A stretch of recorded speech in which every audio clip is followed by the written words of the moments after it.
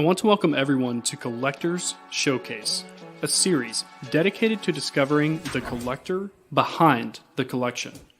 We've all heard stories about trophy collections, the rarest autographs, and even full master sets. But who is behind them? This series will reveal that and much more.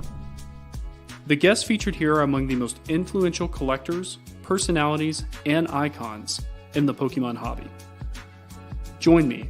We'll find out who they are, where they came from, and what they're doing now. A series created by the hobby, for the hobby.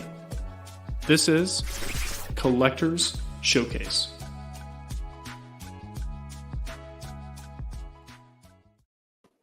Hello, everyone. Good afternoon, good evening. I'm very, very excited for you guys to join us for episode 3 of Collector's Showcase. Been looking forward to this one for a while. Two of my favorite PokeTubers and all-around personalities actually in the hobby. So I want to start. I will introduce our first guest. He is premiering his most recent backdrop, so I feel pretty special to be able to actually premiere this for you guys. One of the most lovable people in the hobby. Everybody knows this guy. I want to introduce us to Old Skool Pokemon. Nick, how are you? Hey everyone, good to be on. I'm doing well. That was quite the intro you had there. Thank you. I will always show Pokemon DNA. I feel like he's just going to take over every PokeTuber space with his intros and edits. He is definitely one of the greats when it comes to that. So yeah, that was awesome. Yeah, he the most I did was talking to a microphone. He put everything and made it actually pretty for me. So well, first off, again, love the backdrop. I know you're still working on it, but whenever you first joined, just for anybody watching now, that was the first thing I noticed. I was like, we've got a new Old Skool Pokemon backdrop. It's awesome.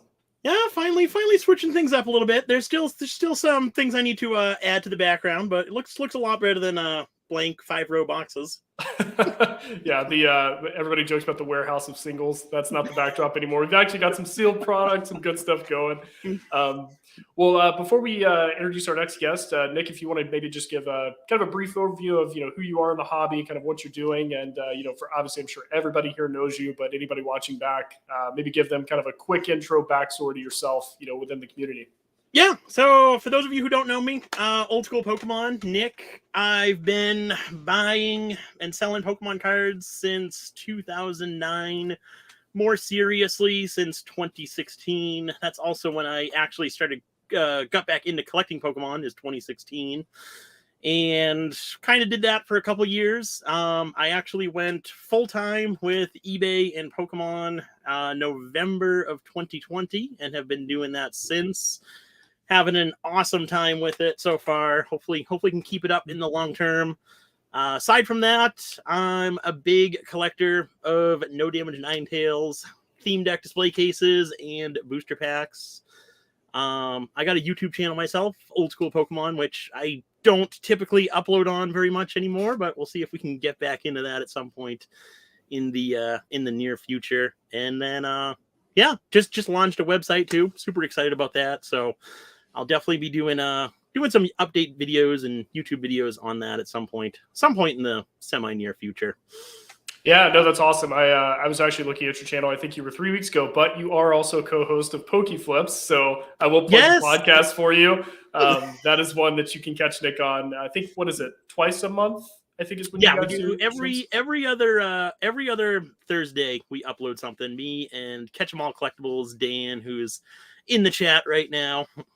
Nice. Yeah, you guys have a pretty fun stream plan for tomorrow. I'm excited to tune into it. Yes, me, Dan, and Charlie Herlocker will be live tomorrow, 1 p.m. Eastern. So shout out to that. Yeah, I will definitely do that, and I appreciate the afternoon stream because I know Dan went live with our next guest here last night, and I had no idea I was asleep. So anything during the day is wonderful, so I can slack off from work. But there we go. Well, I guess before we get started, let's get our next guest on here. You guys know him as probably the biggest market guru, in my opinion, when it comes to the Pokemon market. This guy has been talking about this for years. One of the very first channels I actually, when I came back into the hobby, started watching and try and catch almost every video that he puts out. I want to introduce Mr. Jake Pokenomics. What's going on, Jake? Hey guys, how's it going? It's going good. It's going good. So similar to Nick, maybe if you want to give just a quick little overview of kind of what you're doing in the hobby right now, anything new that maybe you're doing, and for anybody who doesn't know you, kind of, what you've been doing the last few years and how you kind of engage in the community. Sure. Yeah, I run the channel Pokenomics, which I started with a friend of mine, Rafi, who appears occasionally on the channel, although we finally got him in the Discord, and hopefully he'll come to some Collecticons and things like that.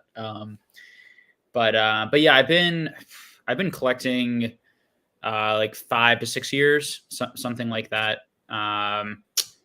And yeah, collected a number of different things. Pokemon is definitely where I started, and probably the major thing that I collect and that I'm into.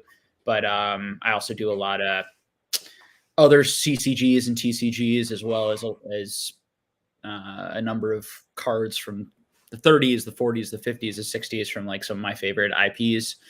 Yeah. You're definitely a jack of all trades. I've always joked about, your museum level cards. I mean, just ancient relic of cards. I don't know if I know anyone who has, maybe more knowledge on older cards that actually uses the internet. So you are definitely cherished when it comes to sharing that knowledge, because outside of probably the bingo halls, you're about the only guy who really knows that. So it's really awesome to have both you guys on. And again, before we kind of go through questions and stuff, I so appreciate both of you guys taking the time. You two have definitely been people that I've been following for a very long time, and just so appreciate you guys coming on and doing this with me. So thank you. So I guess what I want to start with, guys, maybe just a, more of kind of a more recent topic just to ask for both of you, because like we talked about, I'll have kind of some questions for both you guys individually, but I thought it'd be good to start off with, I did see that they announced Worlds 23 being hosted in Japan. So I'm curious with you guys, I'm sure that you've seen that. What are your thoughts on that? Was there excitement with it? Are you guys maybe planning on possibly making a trip over there? Nick, I think you've been to Japan at least once, if I'm not mistaken. So what are you guys' thoughts on that? Would you have picked a different location, or is that something that, calling back to, kind of the origin of Pokemon, that was really, really cool for yourself? I was very surprised that they're doing it over in Japan for this year. I thought where they had it in London last weekend, I thought for sure they were going to bring it back to the US. But for it to be in Japan is really, really cool. I know everyone has been waiting for a Japan Worlds for the longest time, so that's going to be really nice that it is over there. Me personally, I probably won't be going to that one, just because Japan is a very long flight from where I am in Massachusetts, and that would definitely have to be more than like a weekend trip. And for me to take you basically spend a weekend to get there. So yeah. I was born in Guam, actually, so I'm sure you're probably aware of where that is. And I've done the yep. I'm in Texas and Dallas, so I remember the longest leg was flying from Houston to Narita Airport, and about 14 and a half hours in the air, just nonstop. But I think overall, it's about a 22, 23-hour trip. So I think flying 23 hours to stay 48 hours is probably not going to be on the books for everybody. It would definitely have to be a huge trip for sure. Oh yeah. What about yourself, Jake? I would love to go.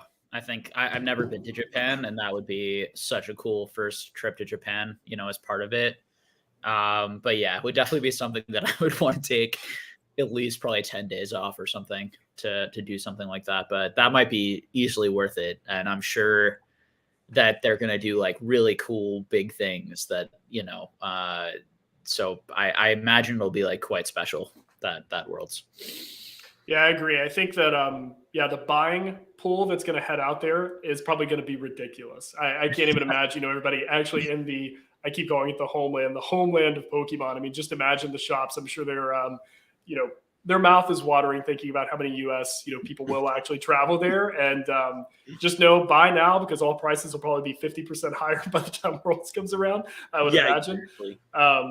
But yeah, I thought that was a very cool, like Nick said, very unexpected location, because I assumed that, okay, they've done their international, now they're gonna bring it back to the US. But that was a big surprise. I think it was GymNet actually that shared the video that they did, and it was pretty surprising with that. So what I want to do is just kind of go to a couple of questions for both of you guys individually. And Nick, you actually brought this up when you were talking about what you collected, and I'm sure you've been asked this before, but I tried to put a little bit of a spin on this. First off, why no Damage Ninetails? If for anybody who doesn't know, this is probably the biggest no Damage Ninetails collector out there. I'm sure he gets DMs regularly anytime one pops up on eBay or PWCC or whatever it is. So first off, why no Damage Ninetails? And second half of that, if you did have to pick another card to focus on like you do that, whether it's an error or not, what would that be? Ooh, that second part's a tough one. As far as why no Damage Ninetails, that's just always had a special place in my heart. For whatever reason, I've always loved the Shadowless base set. That's always been by far my favorite set. And the no Damage Ninetails is the error within that set. So when I first stumbled upon that card really early on, like 2010, 2011, I found out about that card. And back then I was a sophomore, junior in high school. So really didn't have very much disposable income to spend on collecting Pokemon. It was more so all just buying and selling different collections. So at the time, I could really never afford one. I always really wanted one. And then fast forward a couple years, I was finally able to purchase my first copy of that card. Absolutely fell in love with it. I purchased a raw near mint card, graded it myself with PSA, turned into a PSA 7. And shortly thereafter, I actually stumbled upon a few different eBay auctions that were ending. There was a PSA 8 copy and then a PSA 6 copy. And that got me thinking that I wanted to try and build a whole PSA 1 through 10 set. At the time, I did not know that there was only one PSA 10 out there. So I was thinking of this goal, building the whole PSA 1 through 10 set. I bought those other two eBay auctions shortly after grading my PSA 7 copy. And then Gem Mint Pokemon, Zach, actually kind of got me started with my addiction to those cards. He had a few other lower graded copies, again, on eBay that I saw. I reached out to him, asked him if he had any other copies. He told me he had a few duplicate copies of like the 6, 7, 8 that I already had. And he gave me a really good deal on those ones. So I bought those ones off of him. And that just kind of snowballed into wanting to buy as many copies as I possibly could. And that continues to this day. I actually, I just bought my another copy at CollectCon Long Beach, which was really cool to be able to buy one in person.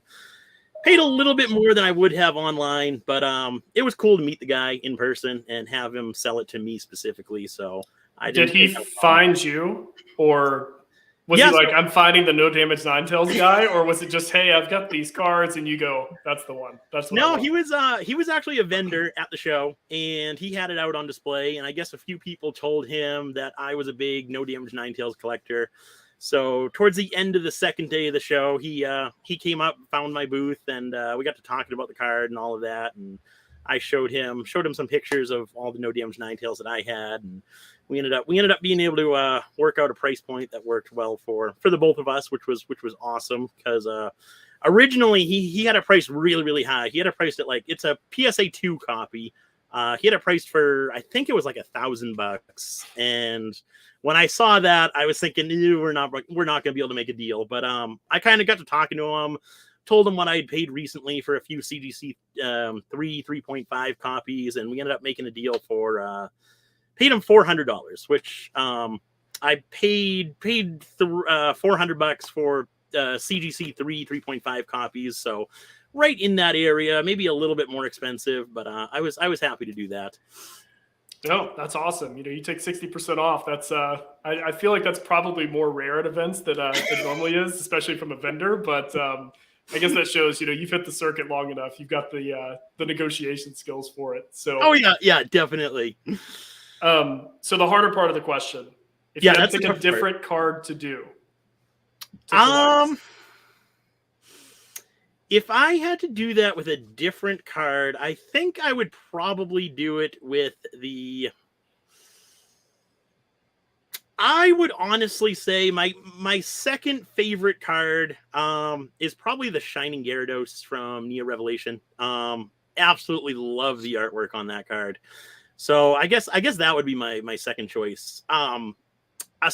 Something surprising to a lot of people is I'm really not a big error collector. Outside of the No Damage Ninetails, I'm really not big into errors. That's really the only error that I really do like. So if I couldn't do the No Damage Ninetails, I think it would be a horde of Shining Gyarados. I love that. I would love to meet a Shining Gyarados collector and watch that mountain climb that they probably have had to go through just to get them all, if they're recent.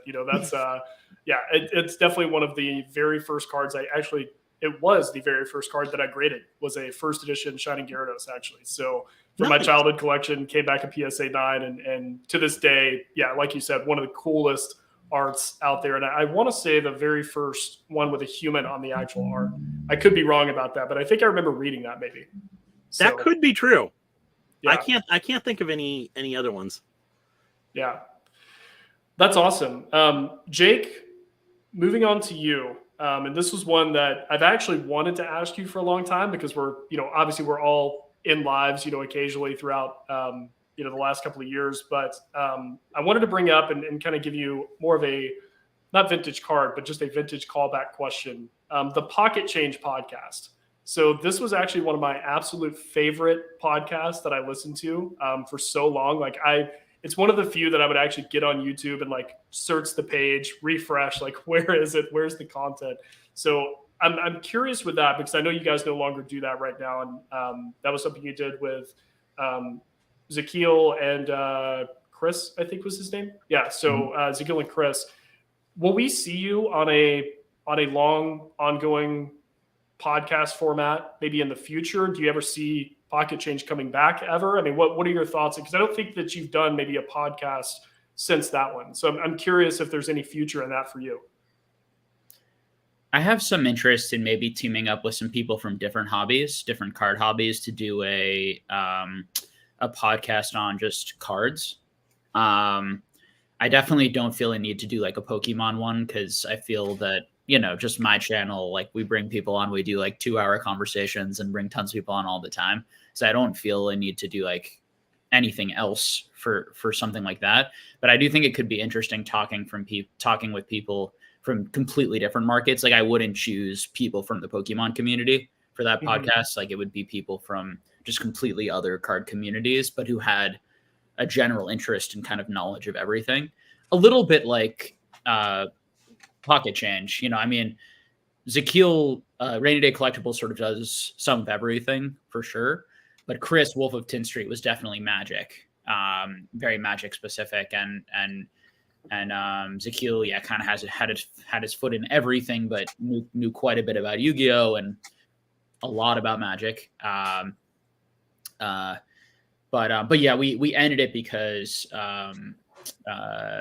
Rainy Day works for Wizards of the Coast. So it was honestly, it was just getting too big and too many people were watching, and he was just concerned. When you're talking about secondary market stuff and you work for a company, we never would talk about anything related to that specific game because of that. I totally respected that. So now we privately talk, every few weeks, basically, just about the market and about things. So we just can't put it online. Yeah.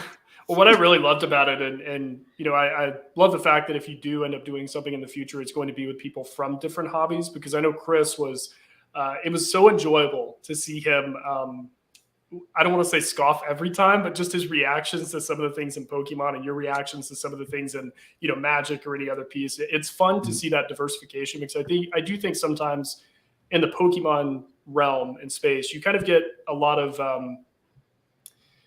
I don't want to say echo chamber, but you get people who tend to agree and have all the same takes on all the same product. And it's a lot of, a lot of repetition with it. So that was one thing that I always found really refreshing with Pocket Change, is that there were a lot of different takes and a lot of why do you guys do this, or why do you guys do that? Because having that kind of intertwined, I guess, mentality when it comes to collecting in all these different spaces has always been really, really enjoyable. So I really look forward to that. I know you've had some people on recently that have been in different kind of markets, and they've always been really, really interesting conversations. So that was one of the things I wanted to ask, because I think that if anybody is kind of made for podcasts. I mean, it's definitely you. I think you guys could definitely do, whoever you bring on or whoever you do that with permanently. I would absolutely tune in and so enjoy that.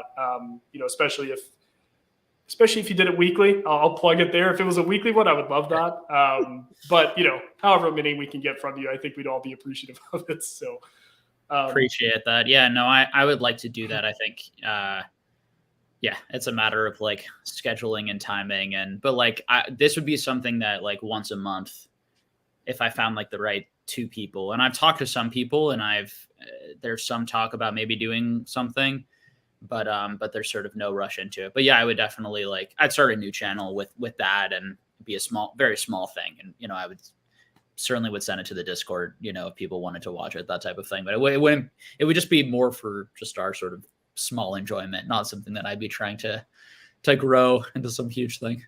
Right. Just organic conversations, which is always the most fun.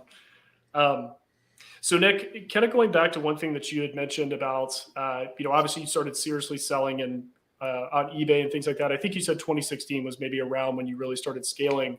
So I'm curious on the business side of things, with someone with such a volume business, because I mean, you have, and correct me if I'm wrong, I think thousands maybe of transactions a month probably at this point.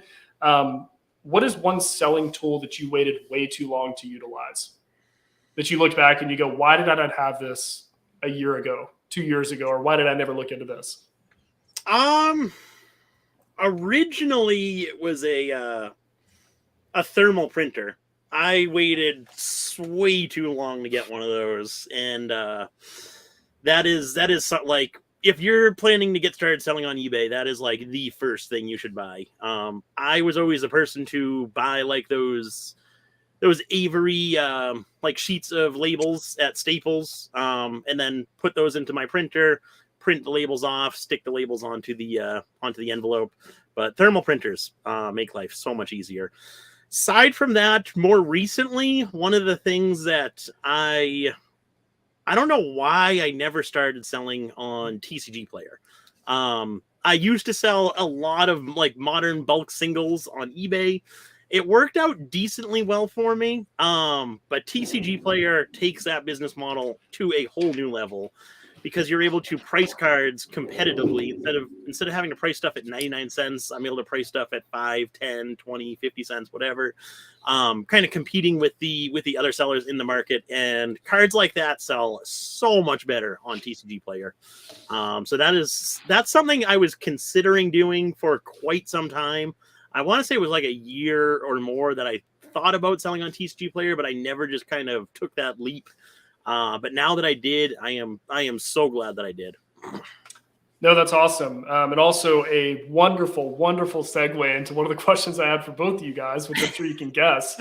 eBay purchasing TCG Player. So, obviously, Nick, if you want to keep going on the sales side, because I know that directly impacts, a good portion of your business. And Jake, obviously, I want to hear from you as well on this, and kind of what you guys think this will do, not only just for the, the selling side of the hobby, but also maybe the buying side. I mean, I know that I've heard the envelope feature, or shipping with eBay is a big one for a lot of people, but I'm curious from, Nick specifically on the selling side of things, how you think that will impact. I mean, are you optimistic on the outlook long-term? Are you thinking, wow, there's, this is, again, big guy buying small stuff. I know Mason did a video about this and had the greatest thumbnail I've seen. It's the huge fish just eating everybody.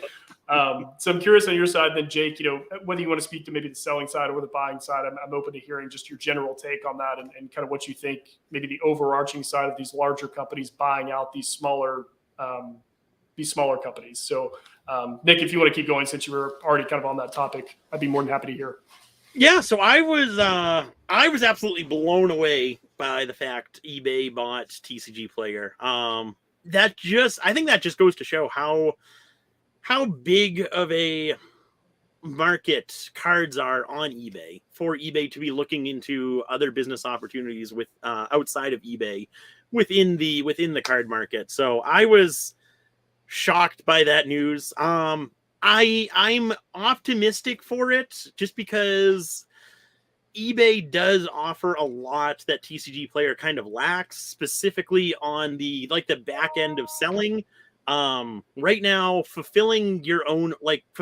sellers fulfilling their own orders on TCG Player is a very cumbersome process. They don't really have a good back end system on TCG Player. They're kind of like stuck in the early 2000s with the just like the whole look of their seller dashboard and how you actually go ahead and print labels and all of that stuff. So I am really excited. I'm hoping that TCG Player can implement something similar to eBay with the eBay standard envelope, because that just makes life so much easier. So hopefully that'll happen. And then I also hope that eBay doesn't make too many changes to TCG Player, because there's a lot of things that I like about TCG Player that eBay doesn't offer or doesn't do as good. So I do hope that TCG Player is able to kind of stay separate from eBay, which it does sound, from what I've heard. The CEO, everyone who works at TCG Player, is going to continue working for TCG Player and kind of running things as is. But yeah, I do think overall it will benefit sellers and buyers that eBay kind of took over. Yeah, I've heard the same thing when it comes to, and I've gone back and forth actually with a few people, because it doesn't seem like there's anyone in the middle. It seems like people are either super optimistic about it or super pessimistic about it. So yeah, one of the more recent conversations I had was someone talking about the CEO is, saying this, and it's going to be independent. They're like, there's no way they're going to come in and get their hands in just about everything. But I think I tend to believe, what they're saying, because I feel like eBay is such a just gargantuan beast of a company that they're not going to dedicate as much time, I would imagine, changing an already existing successful business process. Obviously, they're going to integrate tools and things like that, APIs, preferably. But I can't see them coming in and saying, "Hey, we just spent, I think it was what, $200 million or something they bought the company for." I can't remember the exact I want to say number. 295. 295, yeah. So $295 million into a company that's already that successful and value it that way, and then just turn it into another eBay or change everything about it, because it just doesn't. You usually want to optimize, not necessarily replace, from what I've seen on that. But no, that's good to hear. What about yourself, Jake? Not sure I have too much to say about it. I think it's really interesting, to try to theorize why TCG Player sold this. What's going on with their financials, like those types of conversations. I don't think anyone knows. Was this something where eBay just made a huge over-the-top offer because they're just being super aggressive in the space? I mean, obviously eBay, it's something like 5 to 10% or something of their revenues from cards, or some huge amount. So the moves that Fanatics are making, the moves that eBay is making, the moves that PSA is making, like all these things are very interesting. Yeah, I because I don't really know any of the details, I'm not sure where to speculate with it. But well, do you feel like, from these large companies buying these smaller companies, I mean, do you see that as maybe a positive for the market? Do you see it as like you're kind of indifferent? It's like, the big guy's going to buy the little guy just as a matter of time. What maybe a take when it comes to that? I really don't know. You always worry about it depends on how good the companies are, I guess. When if a company has a monopoly, then sometimes the consumer loses because they're able to charge higher fees. It's the only place you can really go. Maybe they don't have as good a customer service, like et cetera, et cetera. So if we don't have multiple options that are feasible or good options from different companies, what prevents these companies from doing that? On the other hand, maybe because they'll be able to do things cheaper or something, because they'll own the whole system or many more systems, so costs will be lower for them, and then they'll pass that along to us. I really don't know. We'll sort of see. I certainly, if things like start getting frustrating or bad, I'll talk about it. We'll use our platforms to try and do something about it. But at the end of the day, if there are no other options and there are no other companies, that people will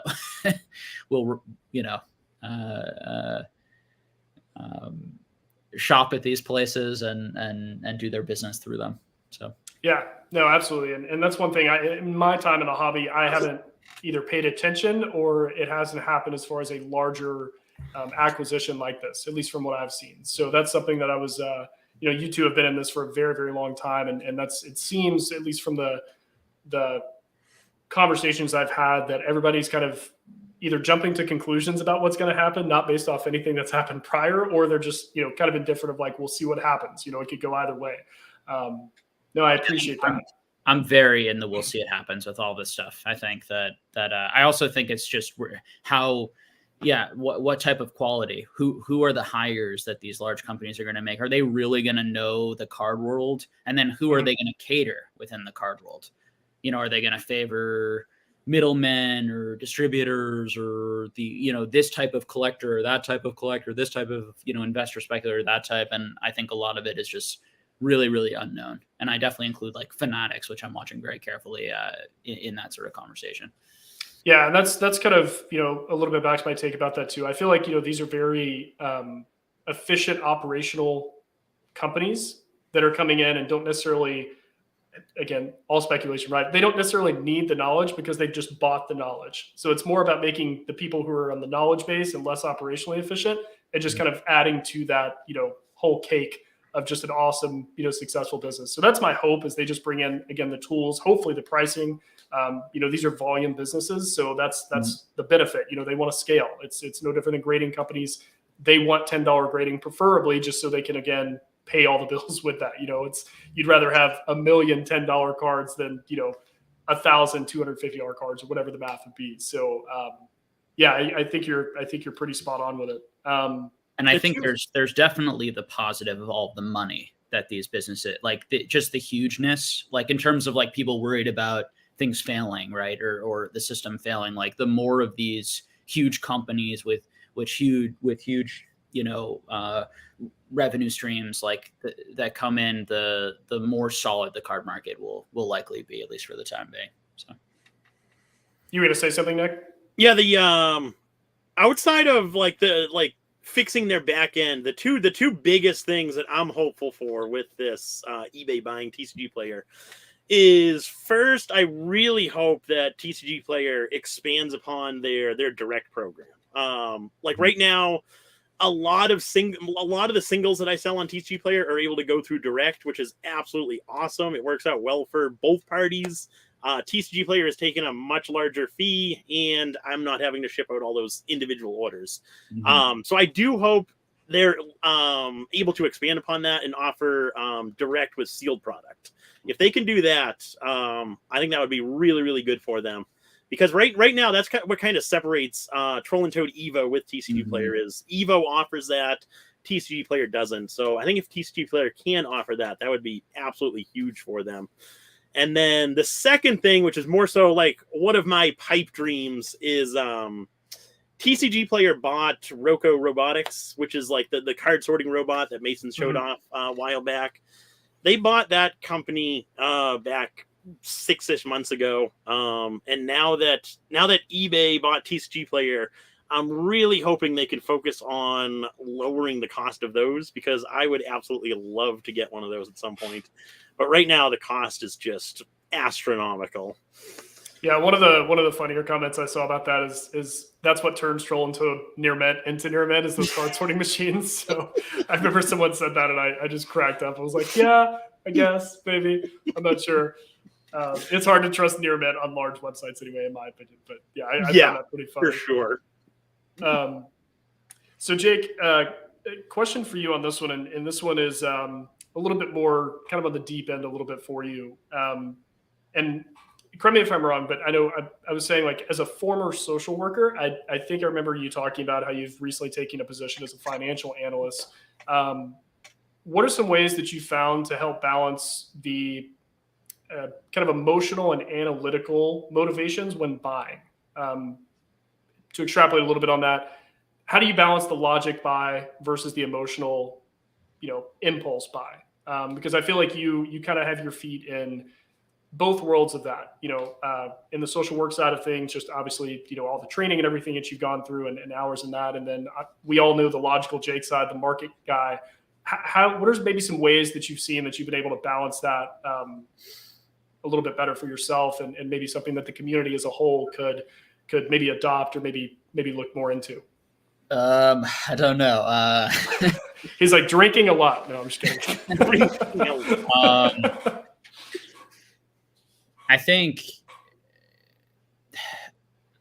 I think that most people get into this because it's really fun. And so you want to keep everything fun if possible. So the market analysis and the market side and the market conversations is fun. Keep trying to figure out ways of making it fun, not stressful, right? Keep your spending fun, not stressful, not where it puts you in situations where it feels uncomfortable or you worry. And then I only buy things that I like and that I feel a connection to ever no matter what, including like speculative things. I mean, now there are times where I like buy something that I think's like pretty good, but like because I think it's like really undervalued or underpriced, and I might do that because I'm, maybe I'll flip some of it in the future, or I'm a little bit of like a crazy collector. So I want like, everything. So it's like, now's a good time. This may not be like the most important card to me in my collection, but now's a good time to buy it because of, I think it's undervalued or something like that. So I'll do that. And then setting like really long-term goals for myself, like having the museum one day, doing card museum, like doing more in-person trade nights, which Nick and I are working on, like doing these things, like community building, hanging out with people, growing the hobby. So I have like the fun of sort of being that like private collector and getting cards that I really enjoy, but then plans on like how to share it. Another thing I'm working on is like a game show where I'm like giving away a lot of cards, so like giving away things too and giving back, like, so, but it's a process. I mean, I've only been doing this 5-6 years, so I think that too, it's when you spend different amounts of time in something, you start to mold or change or shift slightly what you're doing here and there. So just like, for everyone, just trying to have fun with it. If you're not having fun with a certain aspect of it, taking a break. I don't have any revolutionary advice on any of this for sure. I think most I like it because one of the things that I even take away from what you just said is within the hobby, it doesn't always have to be just a buying, selling, flipping market hobby. Again, you bring up the community, which honestly is what keeps me engaged into it. Is conversations like this and the people that I get to meet and the true friends that we've all been able to make in this. And when you say kind of aspect of the hobby, that's kind of what I take away from that is if you are burnt out on just the flipping or the speculating, get a little bit more involved in the community side, or get a little bit more involved in the, hey, maybe I'll buy something that is cheap, nobody likes, but I love the art. Try and kind of keep the flame, I guess, lit if you can, versus just getting burnt out on one specific aspect. So I think that's a really, really insightful take. And I think a lot of people look at the hobby as kind of one thing, but it really is just a mirage of different aspects and avenues and lanes. And there is a lot of fun to be had. It is fun collecting all this stuff and even taking a break to other TCGs, other collectibles. I think all three of us have done that, to a certain extent. And that's almost refreshing as well. And I think a lot of people think that if they're not in constantly Pokemon, then they're not in the collectible space. But guys, there's so many different things. I mean, people collect everything, at this point. And maybe if there's at least for myself, there's an IP that I like, I'll go look at what collectibles are out there for it. I care nothing about Funko Pops. I will look up Funko Pops for an hour just to understand it and like have new information come in. So, I think that's really solid, a really solid take, and definitely, like you said, nothing new per se, but it's refreshing to hear kind of in the hobby, someone who's been in it for 6 years, to be able to tell people, because a lot of people haven't. So for me, it's challenging. Like my whole goal was never to take money out of the hobby ever. It was the only reason to make money or be speculating within the hobby was to grow my collection and continue to grow it for me. That's how it sort of started. With the boom, I like took some money out, but I'm also like slowly putting that, but like I'm slowly putting that back into things and other hobbies. I mean,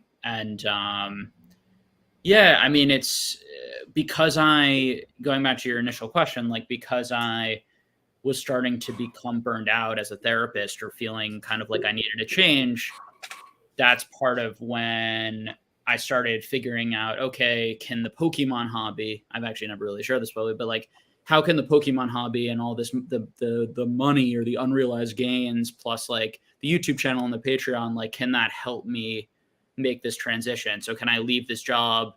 Can this pay the bills for a few months while I transition into something else? And I even had conversations with like Dan about like, do I do what Nick and Dan are doing for 6 months to a year or something like that, just to sort of take a break? Not that I like wanted to ever do that forever or something like that. But then, this financial analyst job doing like, real estate investing and some stock market investing and wealth management stuff came up. And I've always had some interest in doing that.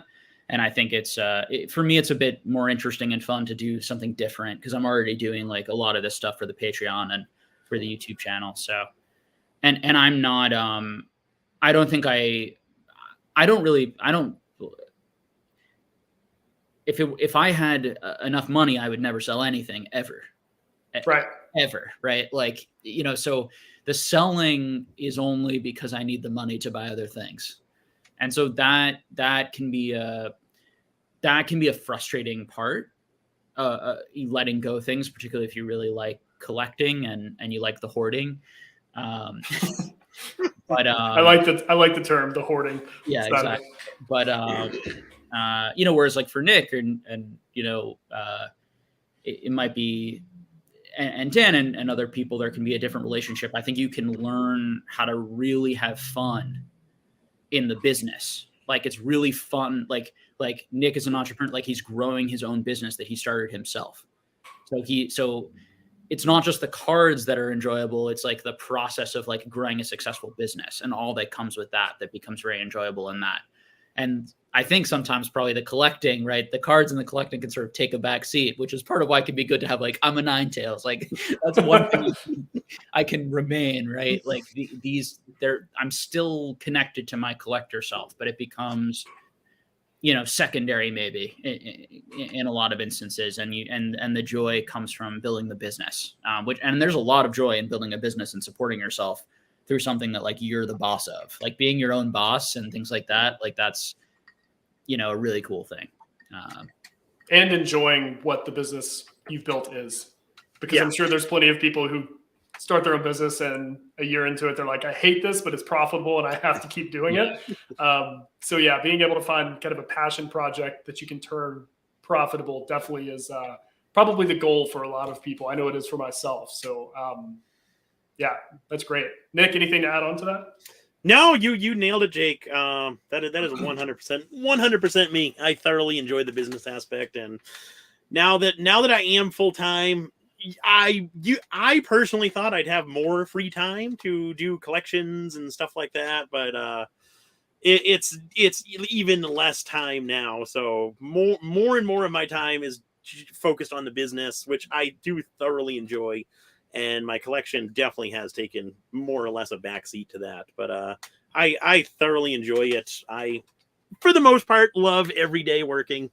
So can't ask more than that. Yeah, no, that's awesome. So moving on to a question for both of you guys, and this is one that I don't know if I've seen asked in either one of your guys' lives that you've done in the past, but with all the extremely just rare items we've seen pop up over the course of the last 6-8 months, is there any particular item or items that you guys have not seen come up for sale that you're hoping might, or have we seen everything? We've seen a lot. I struggled to find an answer for this. So I try to answer these myself just to see how difficult it is. And I was like, no, that came up. Nope, that was in this auction block. So it is a very difficult question. I understand. There are some really unique, 101 with the winner, with a specific winner on the card. Like there are things that haven't come up, but they're nothing that isn't like none of those are like things I'm looking for particularly interested in. The stuff that we saw some of the snap cards. I like the snap cards a lot. I was interested in those. Just those are just way more than I'd be willing to pay for something like that.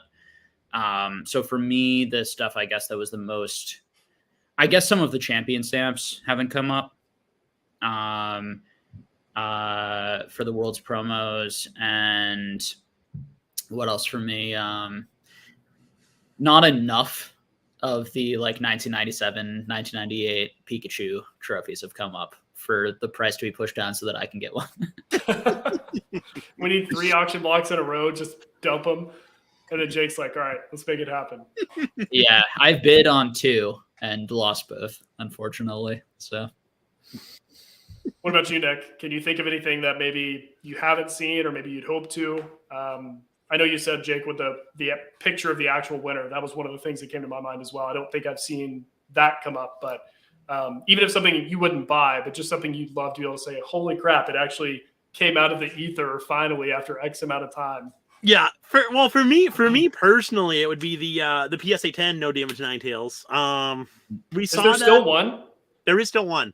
Okay. Well, as far as we know, because it was designated as shadowless for the longest time, but we saw one sell back in 2016, 2017 on eBay. Haven't seen it since then. So personally, I would love to see that copy come up for sale. That'd be my my one thing. Yeah, that's cool. This was one of the questions I was really excited to ask because, again, like I said, racking my brain to try and think what we haven't seen. I mean, just, with snap cards, even the #1 female trainer that just recently came out in a PSA 10. I mean, something I never thought that would even appear, much less grade a Gem Mint 10. I mean, it was just crazy to see. So, yeah, I am really excited to see the PSA 10 SSB that comes up on Heritage. Really excited to see that one. I think that'll be a fun auction to watch. Definitely won't be bidding on it, but just to see what it goes for will be exciting. Do you have a guesstimate you want to throw out there?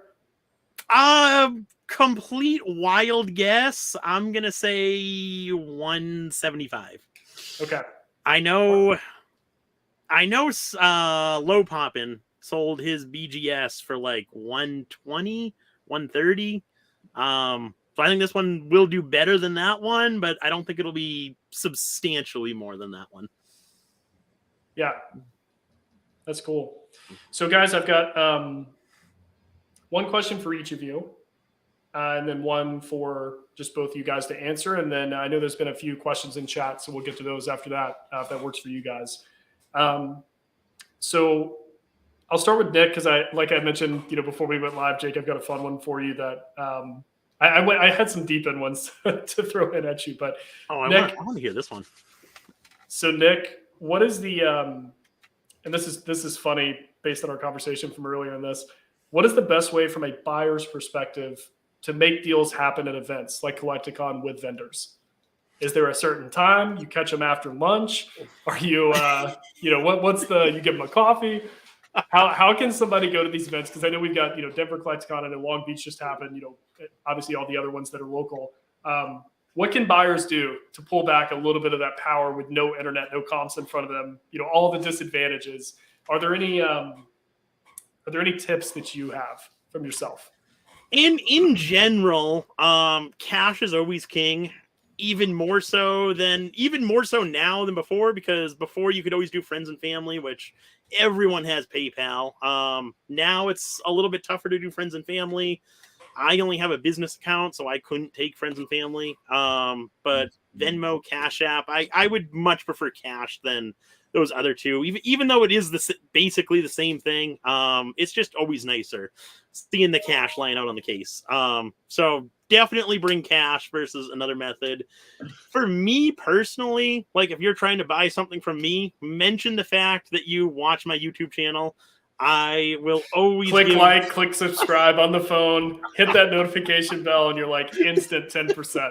You're good. Exactly. No, I'll always give someone who mentions YouTube a better deal than some random person, just because I think it's so cool that people actually listen to me and watch me on YouTube and enjoy it. I don't know how, but I think that's so cool. And then another general one is I would say like the second half of Sunday. Saturday, you're not going to get any good deals just because everyone knows there's a second day to the show. usually people like to kind of like walk around, explore the whole show on Saturday, and then they'll actually do their purchasing on late Saturday or Sunday. So if you're looking for deals, the second half of Sunday is probably going to be your best chance of getting good deals, because there's stuff that I buy at the show. Like in Long Beach, I bought a just a few like modern ETBs, celebrations and stuff like that. And I really didn't want to have to bring those home because I was flying, so I was limited on space. So if those hadn't sold when they did, I would have marked them down until they sold on Sunday. So yeah, just go later in the day on Sunday if you're looking to pick up some good deals for sure. Oh, that's good. Find the bulky items, go late before the show ends, have cash, look up if they're a YouTuber. So yes, that's exactly. The four bullet points for Nick at that point. No, that's awesome. I did see your Team Rocket pack was cash too. So that was a nice sale right at the end. Yeah, from the Green Shiz. Pulled a Dark Alakazam, so he got a decent holo. Yeah, no, that he came prepared. He had the cash ready. It was a later half of the day, so maybe he's watched you say that before. I'm not sure. So Jake, a final question just for you individually. This was one that I'm hoping you know these people. I'm sure you do, but just to say this. So what I'd love for you to do is I want to name an investor, and I want you to tell me, based on what you know about them, what you think they would invest in the Pokemon space specifically. So I've got 3. So we'll start with the easy one. Buffett. What's Buffett buying? Nothing. Super bubble. According to Dan. No. Buffett's still keeping a bunch of cash and looking around. I don't know. All right, I'll play along. Let's see. What would Buffett buy in the Pokemon market? Buffett would buy complete PSA 10 first edition base set and handful of high-end trophy cards. All right, awesome. Peter Lynch, huh? Trying to think how would he be different? Let's see. I feel like Peter Lynch would also go for probably the most proven value stuff, so probably a pretty similar answer. Okay. And then Buffett's mentor, Ben Graham. We'll do a callback when Pokemon was not investor. A thing. Yeah. I don't have a particularly interesting answer for any of this. It's the same stuff. Like none of them would be speculating on the new, opportunities. They would all go with like the things with the best moats, the most proven brand, the most, the stuff they talk about. So they would go probably base set would be what they would start with. Okay, that's what I figured it was going to be. It was going to be vintage something. They weren't going to speculate on new stonks and things like that. Yeah. That was what I understood. And literally just base set probably is all they would buy. They're just buying base set and occasional trophies that have proven records. Yeah, got it. That was a fun one I threw in like late last night. I was like, because I watch a lot of finance stuff, and I was like, I wonder what these guys are buying Pokemon. You know who would be great to answer that question? It's like I'm throwing this at Jake tomorrow. All right, cool. So last question for both of you guys, and then we'll get to some. You should have. Dan. So what would the Dogecoin millionaire buy? How about Kathy Wood from ARC? Buying Moonbreons. And what Kathy Wood from ARC? Kathy Wood from ARC would buy, shill, and dump before you even realize it happens. She would be buying definitely within this market. She'd be all alt arts because they're going to change the game and they're going to they're revolutionizing the market because Pokemon now are in the real world, which makes all of this other earlier stuff obsolete and useless, and nobody likes it and enjoys it. It's so that awesome. Would be the Kathy ARC take. The alt art queen. That's what she does. Yeah, I love it. Yeah, and Dogecoin millionaire would probably like Quaxley, just buy like a bunch of penny Quaxley cards, or like a bunch of energy cards. Buy like a bunch of fire energy cards. Like stock them up. We're taking these from a nickel to a dime, and we're making millions doing it. Yeah, he would put like 200 grand into fire energies. Oh, that's awesome.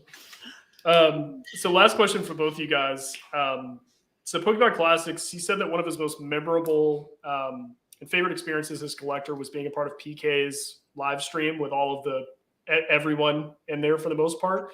Do you guys have a personal experience that made you feel like the same way in your time in the hobby? Just kind of the most memorable, like you can look back and go, that was like the shining light of as I've been in this, kind of what I loved, I guess, or some sort of experience that you went through. It's gotta be one of the in-person events, being able to meet everyone, hang out with everyone. For me, I would go with, it's tough to narrow it down to one. But for me, like my top three would be Worlds 2019, which was kind of that was the first ever time I got to go out and meet different people from E4, and I hung out with Dan, Catch 'em All Collectibles, and Ethan, 4-Star TCG, pretty much that whole weekend. Got to meet a whole bunch of other different people, it was awesome just being able to hang out with everyone. And then Pokemon Saves the World event in Vegas, that was another incredible time. Had an absolute blast. And then the third one would be CollectCon Charlotte, where I got to, or well, we'd met before, but got to thoroughly get to know Jake on our ride down there and meet Rusty for the first time. And that weekend was so much fun as well. We still missed out on the road trip live stream that everybody was calling for. It was like, just put the dash cam up. Let's see it happen. It could be like a coffee and comedians with Jerry Springer. Yeah, there we go. Jerry Seinfeld, like that. We made it, but those drives were rough. Particularly the one on the way back was rough. Yeah. What was it? Yeah. Were these like 14-hour drives? I forgot how long that was. Oh yeah. Oh man. Woo! I'm just loving the term Dan used here. Yeah. Live stream, drive stream. I'm into it. Yeah. What about you, Jake? Any particular moments, experience? I mean, Charlotte Collecticon has been the only in-person events I've been to was Charlotte Collecticon and the National. And Charlotte Collecticon was definitely much better, much more, it's much more Pokemon. I got to hang out with a number of my closest friends in the hobby. And I got to meet people like Rusty and, people that I, just like being invited to Rusty's house or being sort of included in that was a cool experience for me. It was like a few years ago, I was just like watching these people online as a silent collector. And now I'm like in Rusty's house, like looking at his collection. It's just kind of, it's cool. Super nice guy, obviously, as everyone knows. Hanging, being included with the legendary Nick from Nick Old Skool, being here with these people who I like watch their channels. It's why I encourage people, just like you're doing right now. Like everyone's like super friendly and wants to hang out. There isn't like ego in like, it's like, just, if you like this stuff, just like us, we're happy to like hang out and talk and have conversations. But I think it's natural when you're watching these people for years online, there's a little bit of that sort of, it is really cool to meet them in person. Because I mean, and I get that when people feel that when they meet like us, like you and I, Nick, it's weird because it's like, but like, because that's exactly how I felt when I was meeting, when I was meeting Zach and Gem Mint and TCA and these people for the first time. So, but everyone's just like super nice, approachable. Just come to the events and, we'll all hang out. All you have to do is say hello. That's really it. Exactly. Hi, I know who you are. I'm this person, and then it's organic from there. It's every day. I mean, that's what I went in my, just to, coattail off the question a little bit. Like mine, the only in-person event I've been to is Lee's pop-up shop, which was a great time. So I would say, I think Denver will probably be my my moment, I guess, that I would call back to, because I think everybody's going to be there. It's going to be such a good time. I know both you. Actually, I know Nick, you'll be there. I don't know if Jake, you're going to Denver, right? Yeah, you are. We talked about that. So I think that'll be it for me. I will say that, Pokemon Classics talked about PK's live stream. I will say Jake and Dan's 8.5 hour live stream All time. Takes the title. One of my favorite fun. I mean, I can't sing as many praises as I can for that stream. That was such a funny, hilarious, enjoyable stream from both you guys. That was a great one. Yeah, I'm not sure if you've gotten your bill yet for how much sealed product you just ripped open during that, but I wish there would have been some way to get a counter, like a dollar counter for every time. Yeah, there we go. That would have been awesome with a Mario coin sound. I stole Dan's keys.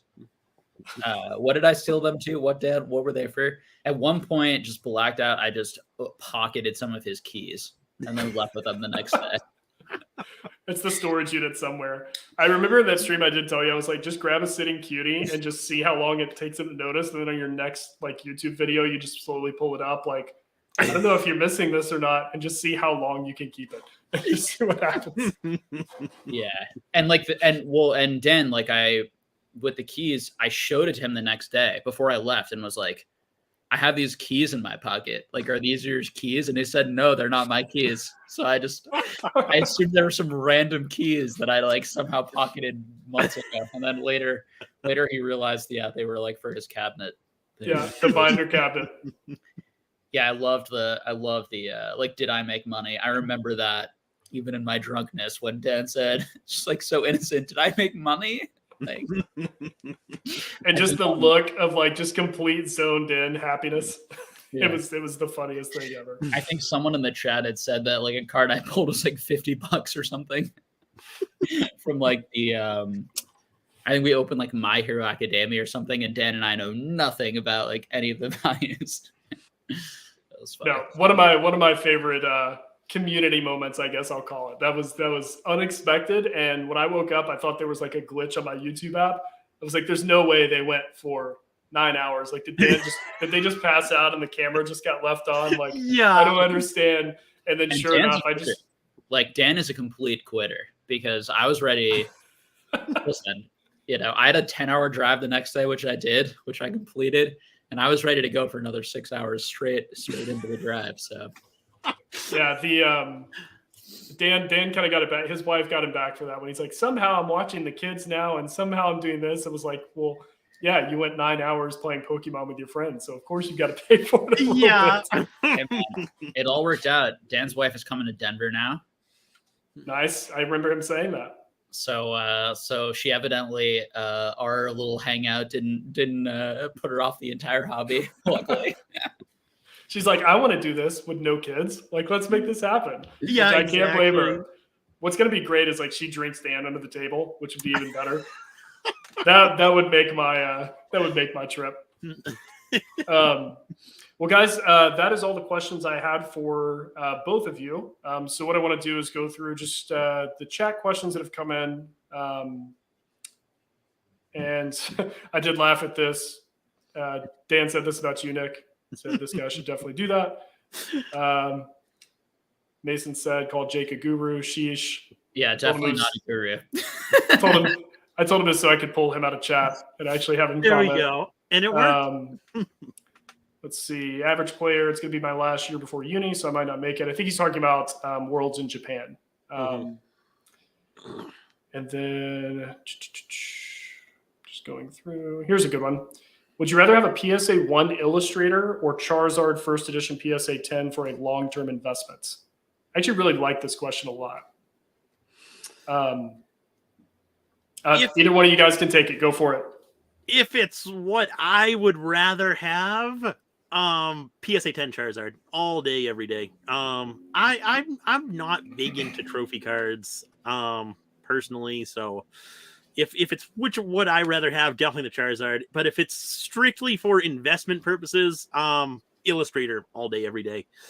Just because the number of copies that you see pop up, you see Charizard. We've seen Charizard like every month, every other month on PWCC, Heritage, Golden, wherever. Whereas Illustrators, we maybe once a year we've seen a couple pop up with PK and a few other people selling them recently, but overall we might see one every year, every other year, so they really don't pop up. Just the whole there's a lot less Illustrators than Charizard, so to be able to get a Illustrator in any condition is probably the safest way to go. Yeah, my first question would be like, what is the eye appeal on the one? Because if it's a one that's because ones can be real bad, like ones can be real rough, or ones can be like as long as it looks like an Illustrator and looks like the card, probably.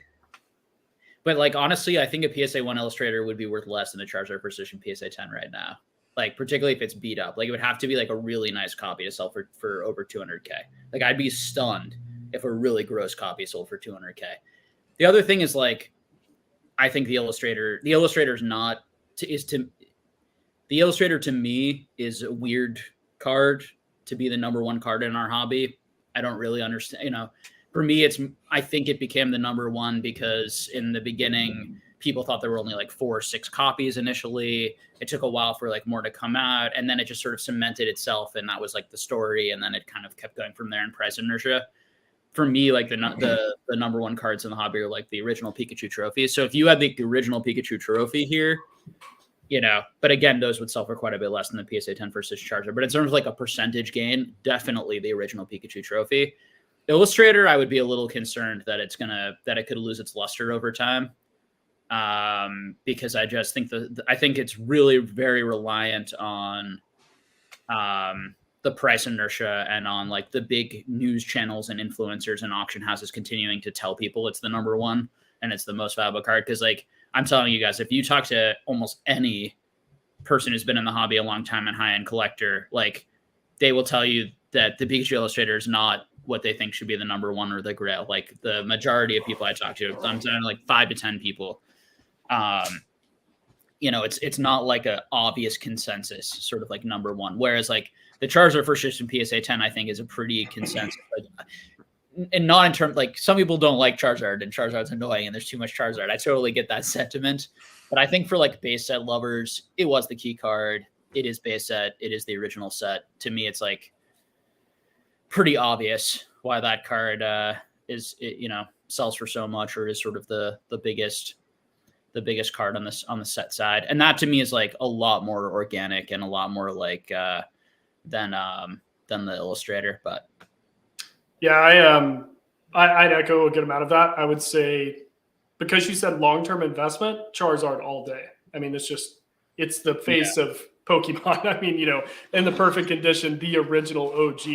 A PSA 1 Illustrator would be out of plastic immediately if I really wanted to do something with it. But beyond that, yeah, I'll go Charizard for sure.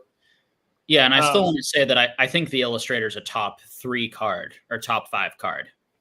It's just, you have to understand that the Illustrator is priced like 3 times more probably than the second best card, which I think is actually the best card. So it's like if they were priced similarly, or the Illustrator was like a little bit under, I would not be having this take. This is not like the Illustrator's like garbage, and you know, people, you know, it's like the Illustrator's like a very, very important key card in our hobby for a very good reason.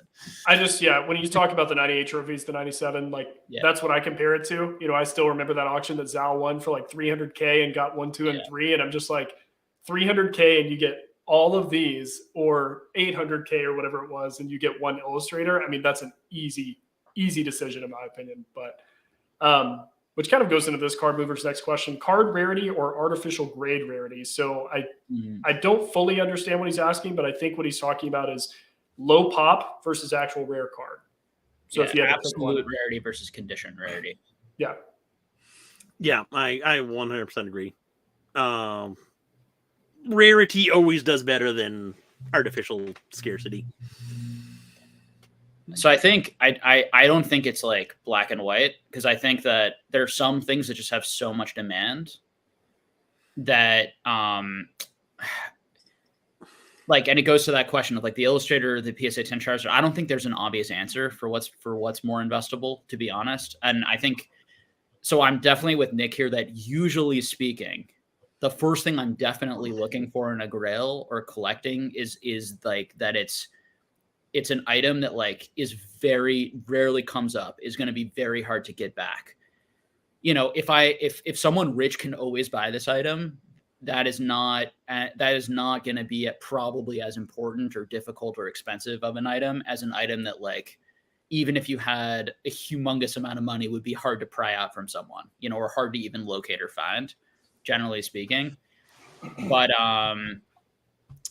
in the Pokemon hobby, it's sort of like a lot of those trophy cards, like, they come up a decent amount, and the Charizard is just so popular. So it's sort of, it doesn't feel like so obvious to me.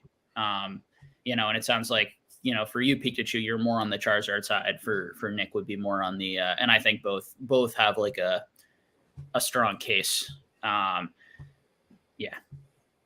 Yeah, I would say, I mean, when it comes to absolute rarity versus like condition rarity, I'm going to go absolute rarity all day. I mean, there's a ton of low pop cards that I could not care less about, you know, just because either people haven't graded them, or if they are very, very difficult to grade, but, you know, they're $30, you know, there's not really a demand for them, or they're a set card primarily. Like, that doesn't really interest me. I want something that is, you know, whether we know the exact number of copies, I want something very, very difficult to find, because that's what's fun for me, you know, in this hobby, is trying to find stuff that just, and sometimes that is condition rarity. It's finding a card that is fairly limited, but finding it at a very high grade. Like, Masaki's are the first thing that come to mind when I think of that. But actual rarity would be what I would lean toward, for sure. And then you can't, like, we're not going to see any more Pika trophies or illustrators or anything like that, but we're still seeing the PSA 10 pop report increase. A couple of weeks ago, who was it? Wolfie Collects graded 2 Neo Genesis Slow Kings, and that's a fairly low pop that just got added, or 2 got added to the pop. So we are still seeing the pop reports slowly increase, whereas those true rarity cards, they're not going to increase. Right. Modern question. So I am not, I do not have the knowledge to give you an answer to this, so I'll leave this up to Jake and Nick. John Doe says, how long will it take Evolving Skies booster boxes to be more expensive than Sword and Shield base? Base is selling for $250 right now. I think it all comes down to how low of a print run Sword and Shield base had compared to Evolving Skies. Sword and Shield base had a fairly large print run if you factor in everything, ETBs, the collection boxes, and just where the packs came from. But if you're talking about booster boxes exclusively, Sword and Shield base had a fairly small print run, especially compared to Darkness Ablaze and to Current. So if everything holds like it is now, where Sword and Shield base has a much smaller print run than Evolving Skies, I can't see any time in the short term within the next couple of years where Evolving Skies is actually worth more than Sword and Shield base, just because of the numbers. I agree. I have no idea. Yeah, I don't know how to answer this. Like, yeah, take Nick's opinion on this probably more than. It's all about how much supply was printed, and then how much gets opened, and But I mean, I have no idea. Best thing with Worlds is putting faces to the names. Your average player. Absolutely. I'm sure it looked like a blast. So a good answer. I mentioned earlier, Dan, we were talking about what have you not seen come up. PSA 10 pre-release Fable finally being graded, or maybe a pre-Raichu being graded by CGC. That would be awesome. Both of those would be awesome. To finally dethrone the myth that the card's not real for the Raichu. Even if CGC did authenticate a pre-release Raichu, it would still be like a 50-50 of people saying, "Oh, that card is fake," blah blah blah. I think we're beyond the point where everyone will be able to agree that card's real or fake. Yeah, that's the hard part. There's a divide on what people think is actually what. So oh yeah. Let's see here. Funny comment from Mason. Technically question. Yeah, it's pretty crazy. Thought it would have been like Meowth or something. I'm super excited for the promo cards that come in there.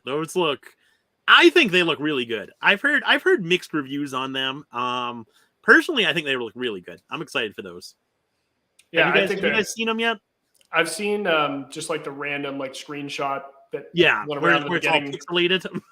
Yeah, so that's the only thing I've seen. But from what people have talked about, I mean, I've heard. I think it's like it's black and something else. I can't remember the exact color scheme or something. So that, I mean, it sounds cool. It sounds like it'll probably look great. I mean, from the pixelated image I saw, I can't really give you the best description of it, but the one where I think Charizard is like laying in the grass or something. I thought I saw that as one of the entries into the like illustration contest that they did a while back. I could have sworn that I saw that. Right there. I didn't think of that. But yeah, that whatever, sleeping Charizard to go along with our sleeping Tyranitar. That's my favorite one right there. Yep. Yeah, same here. And I'm almost 100% sure because I remember looking through all the entries and seeing that. And I'm pretty sure that that's one of those from that contest. But again, could be wrong. There's so many different arts out there. Oh, yeah. Jake, any thoughts on the, I guess, the Charizard UPC? Are you stalking this to the moon? Are you? What are we doing? Stonks. He's changing his whole shelf background to just Charizard UPC. Yeah. Yeah, I'm gonna buy out Mason. Targeted buyout. 999 boxes ordered. But Mason, I want you to serialize all the boxes I buy from you, and then autograph. Let me know how much extra that'll cost. I didn't see this response. That was pretty funny. The I most like popular that Pokemon, one, yeah. the Quaxley UPC. I would buy that. Leak confirmed. Favorite Pikachu artwork from Ancient Mew. Ooh. And Brandon, I do like your answer, but I don't think that one counts. For me, I would have to. That's a tough one. The original Pika trophy, the 97 Pika trophies. I love the way Pikachu looks on that one. Which place? 1, 2, or 3? I would honestly have to go with I think I like the third place the best actually. So I would probably go with that one.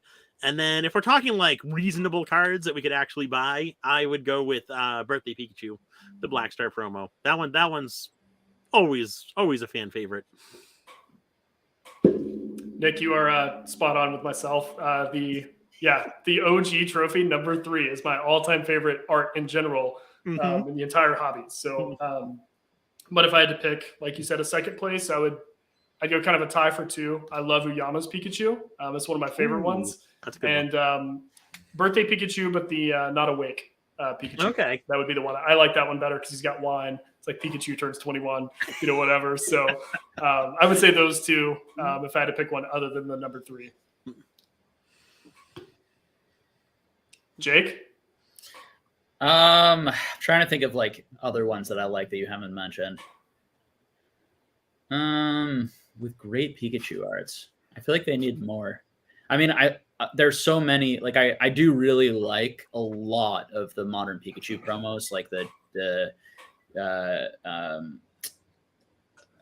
Japanese center exclusive stuff. I like a lot of the Ponchu ones. I like the Eevee ones. I also like the full arts, but also like the little ones. And there's so many great Pikachu cards from that. But as far as like set cards, I'm having trouble thinking of ones that I really like actually. Yeah, it's mainly promos for myself as well, because I think of the, even the Japanese one, I can't remember exactly what it's called, but it's like winter and he's like, it's snowing and he's in like a blanket or something. It's like one of those Japanese exclusives that are out there. I mean, there's so many of those little ones and Uniqlo. The Uniqlo promos are cool. For sure. Java Akuma, glad you're here, man. This guy's awesome. If someone gifted you $10,000, but you had to spend it on one other TCG or CCG outside of Pokemon for fun, which would you choose and why? Nick, I'm going to answer for Nick. MetaZoo.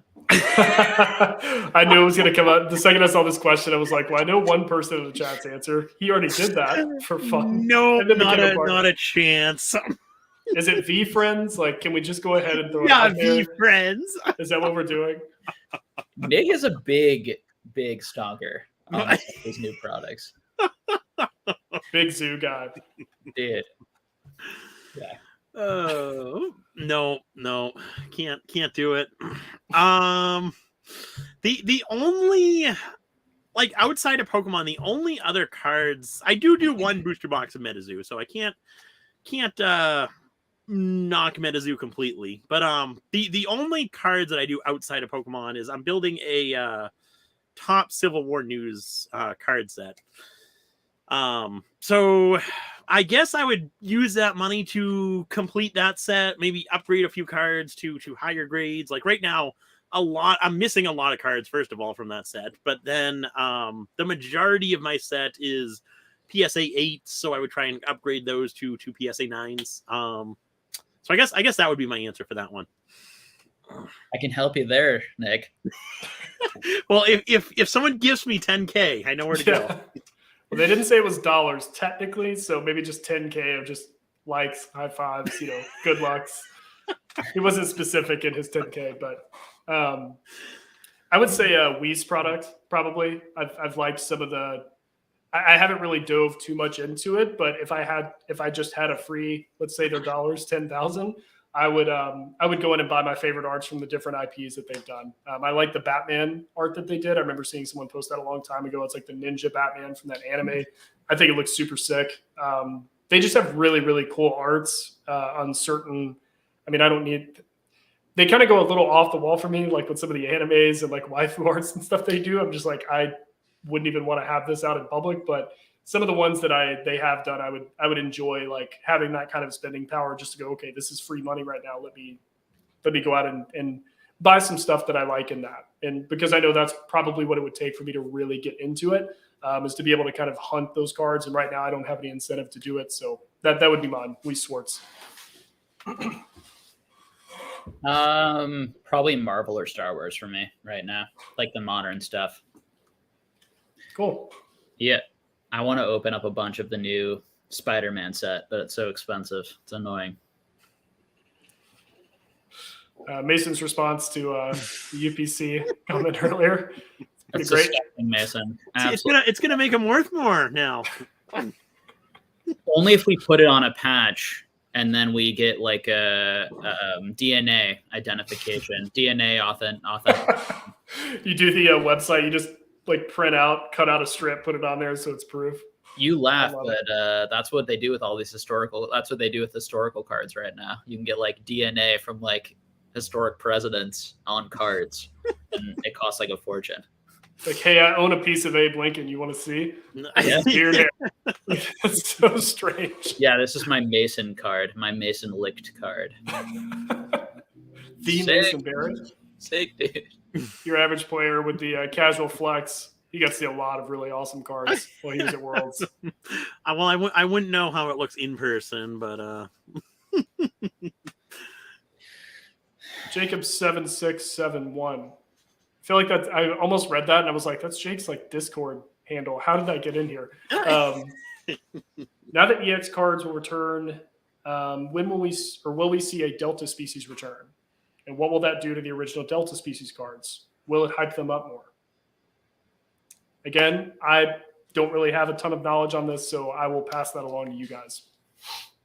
Yeah, I'm excited for the EX cards to return to Scarlet and Violet. I like the look of them for sure. I think they look much better.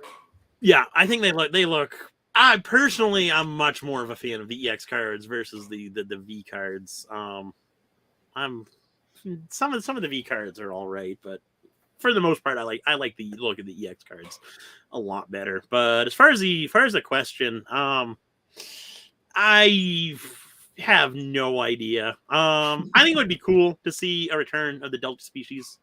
There's some really cool cards within that category. But as far as like what these new EX cards will do to like the older EX cards, I honestly don't think it'll do much of anything. It might bring a little bit of awareness to like the older cards, but there's already so much that can bring you back to like the older generations. I don't think the newest product will bring anyone back that hasn't already kind of started to look back into those other eras. So yeah, that's how I would go with that. Answer that one. I actually legitimately agree this time, not just saying that. I don't think it's necessarily going to make a difference on original EX cards. I do look forward to seeing what they come out with, though. Like with the new arts and that style, that's going to be a fun thing to see, and may actually make me go open some modern product. That would be awesome. So, John Doe, birthday Pikachu will always be wanted in collections. I completely agree with you. Yes. I like seeing Pikachu flying high on delivery Charizard. Casual flex. Never got a code, so I still haven't gotten my code either. I'm so bummed.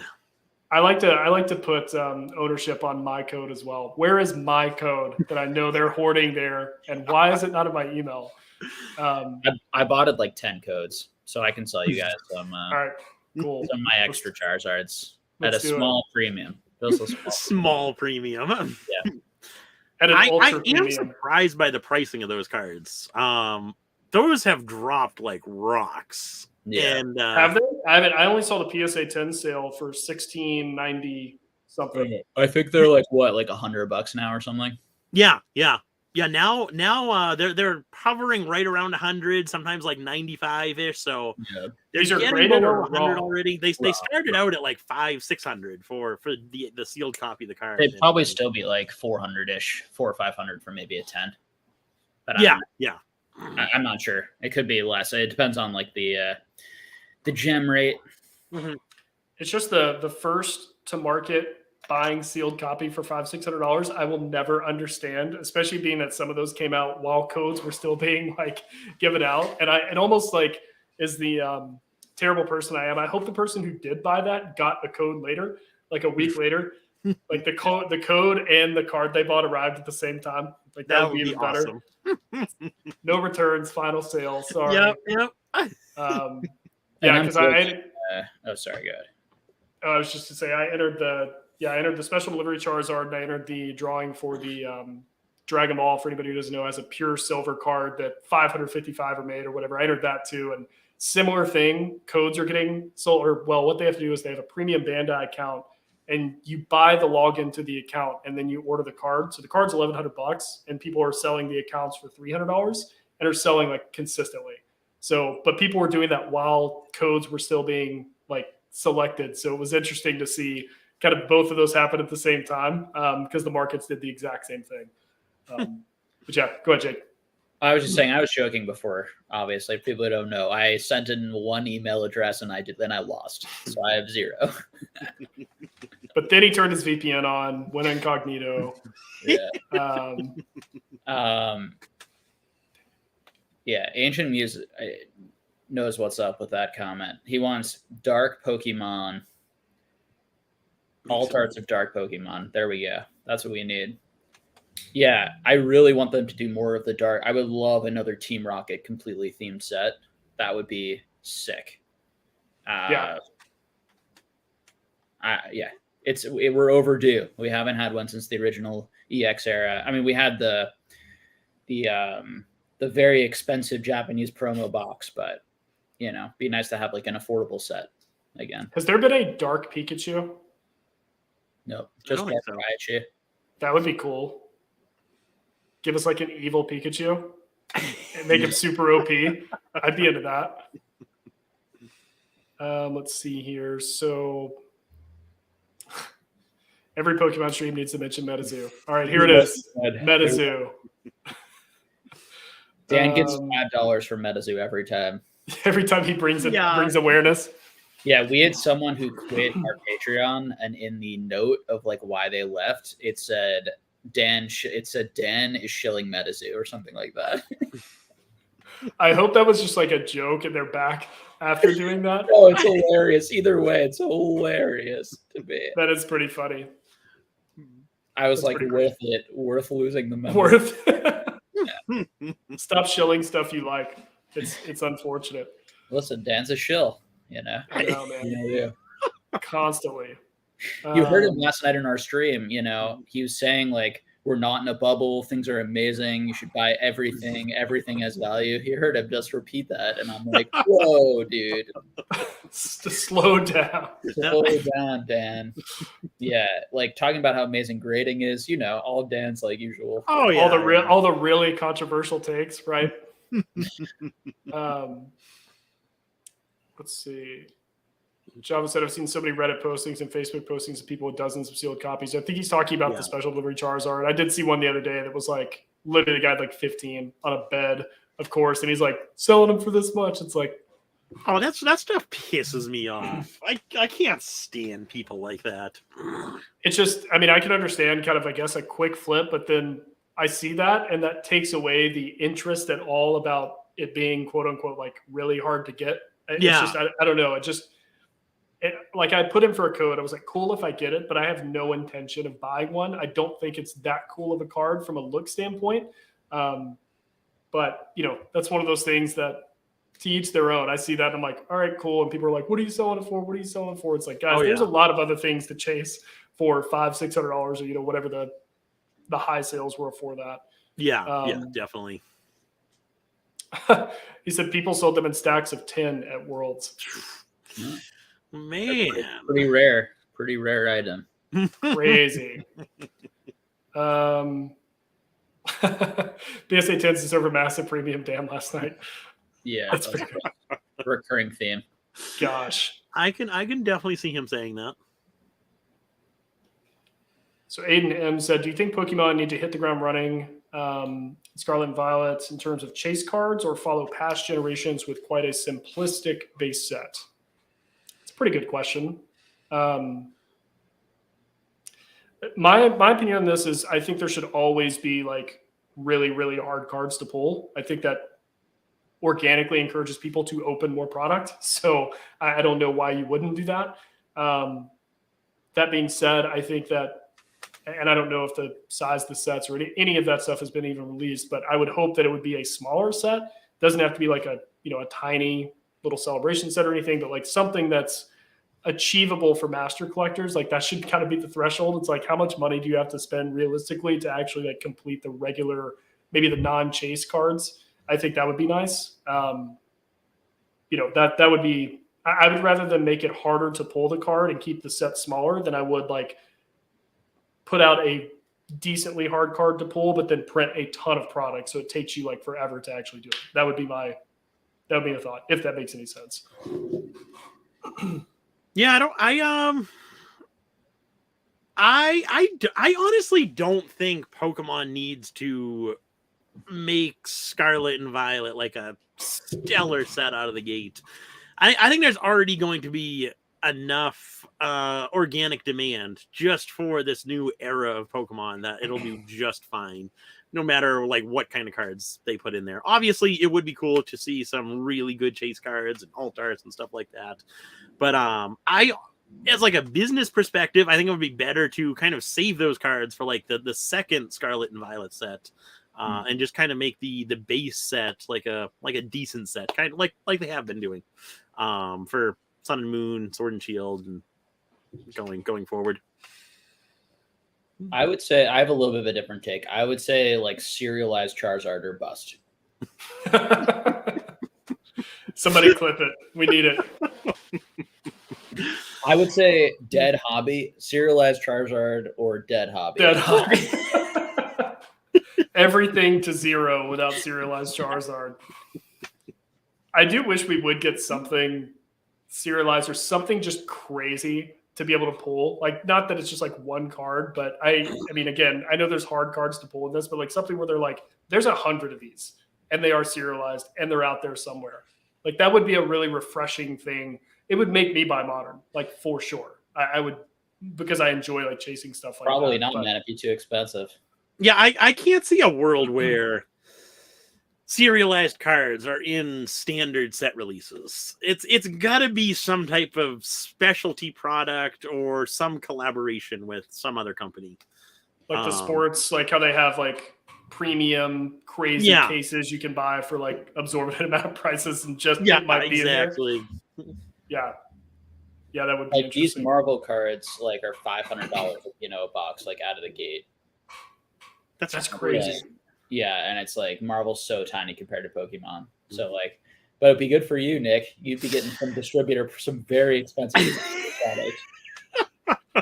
You're upgrading your PSA 8. You just found your in. There we go. Distributor side. We're only going to make 10,000 boxes with serialized cards in them, and they're going to give you 100 of them. At $80 a box, 86 a box. That'd be sweet. We heard of God boxes, God cases. Yeah, then I would definitely be for Zero Realize. And you'd be for it. You'd be able to just sell those. Oh yeah.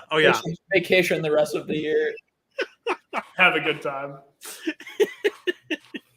Well, guys, that is all the questions we had in chat. So we've been going for actually only right over an hour and a half. It seemed like it was a little bit longer than that. Well, I so appreciate, you guys jumping in. This was a really, really fun conversation. I had a good time, and I've been looking forward to this one for a while. So, I guess before we kind of wrap up, and I kind of say who our next, guests are in the next episode, I guess anything that you two want to plug, anywhere you guys are going to be at, anything upcoming for you that you want to share with everybody. Either one of you guys can go ahead. You want to go ahead, Jake? Come to our trade night if you're in the Boston area. We'll have more details soon. Do you remember where is it? Let's play in Holbrook, New Hampshire. Okay. I think. Gotcha. So you two find out where it is, and it's going to be really sweet. We know where it is. It was just awesome. He's like, "Do you know where it is, Nick? It's here, I think." People are just going to show up, storm random buildings. Is there a trade night in here? Where are we? We will be there, and yeah, it's going to be fine, probably. Wait to keep it up the there. Enthusiasm coming out of it. Whoa! Let's go. It's not going to be terrible. Let's go trade night. We need the whatnot like trap horn in the background, like. Brr. Yeah, there we go. There we go. Where are you guys going to be putting this information out? Just Instagram or on Nick's Instagram page. Nick's Instagram. On Nick's Instagram. Love it. No, I'll definitely be blasting it with Instagram posts and stories and YouTube videos and stuff like that. Cool. Yeah, so we got that going on. Denver, it's gonna be fun. A lot of us are meeting at Denver, and can't wait. Yeah, that's it for me. Coming up in the Pokemon world. Yeah, I would say about the same. Really looking forward to both the trade night and Denver. Should be an awesome time. Hopefully we can see a lot more people in Denver. I know Long Beach was a lot of fun. There were a decent amount of people that I knew there, which was awesome.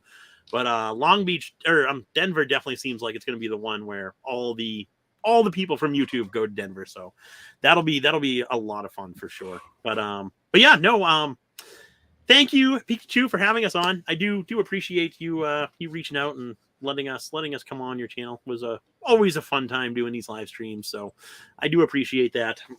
Yeah, absolutely. I appreciate you guys. And so next episode I think is actually in 2 days. I know that we went like 2 weeks between episodes for a while, but we'll have I think I have 3 in like the next week. So look for those. The next person or people that we will have on are going to be Pokemon Classics and Pokemon DNA together. So I think that'll be a nice little pair up. The editing kings, in my opinion, of the YouTube Pokemon space and all of that.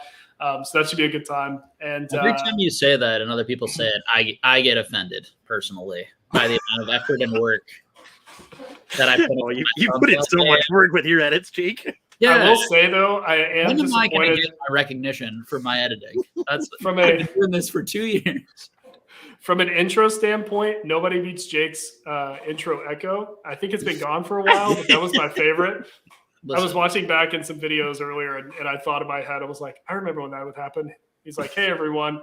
Hey, everyone. It was just like my favorite thing ever. Or his Discord notifications. Those are great. These are all purposeful edits, though, guys. That's what Jake's trying to say. I run a very well thought out professional situation here.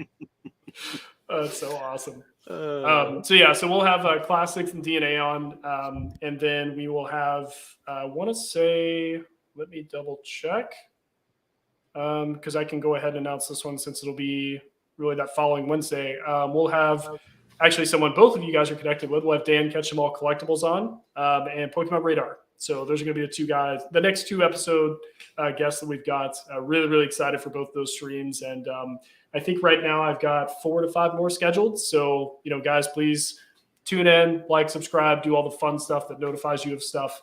The algorithm obviously loves it, which I don't care about, but it's more for you to be reminded, is really the biggest thing. So anyway, I appreciate you guys. I appreciate chat. You guys were great. And other than that, I hope everybody has a great rest of their day. And thank you guys for letting me be very productive working today. It's been wonderful.